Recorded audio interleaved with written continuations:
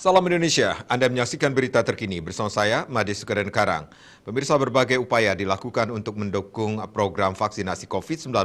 Salah satunya yang dilakukan pihak Bandara Ngurah Rai dengan membuka layanan vaksinasi. Hal ini akan memudahkan calon penumpang melengkapi dokumen sebelum berangkat.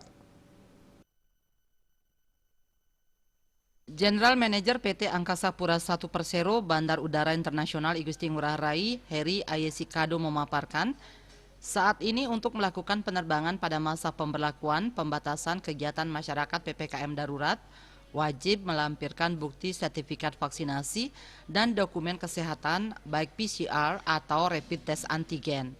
Bagi calon penumpang yang akan melakukan vaksinasi, dianjurkan datang 1 hari sebelum jadwal keberangkatan.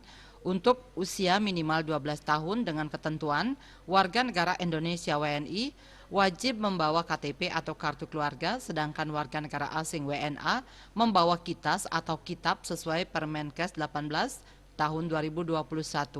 Heri menambahkan pada masa PPKM darurat, Bandar Udara Internasional Igusti Ngurah Rai Bali tetap beroperasi melalui ketentuan yang telah diatur oleh pemerintah.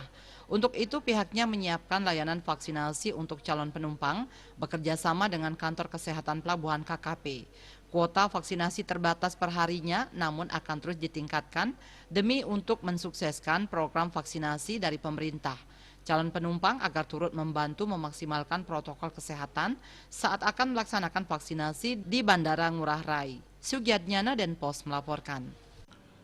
Untuk mencegah penyebaran COVID-19, ingat pesan Ibu selalu terapkan 3M, wajib memakai masker, mencuci tangan, menjaga jarak, serta hindari kerumunan. Dengan penerapan perilaku 3M, Indonesia segera terbebas virus corona menuju Indonesia maju. Tetaplah bersama Bali TV. Salam Indonesia.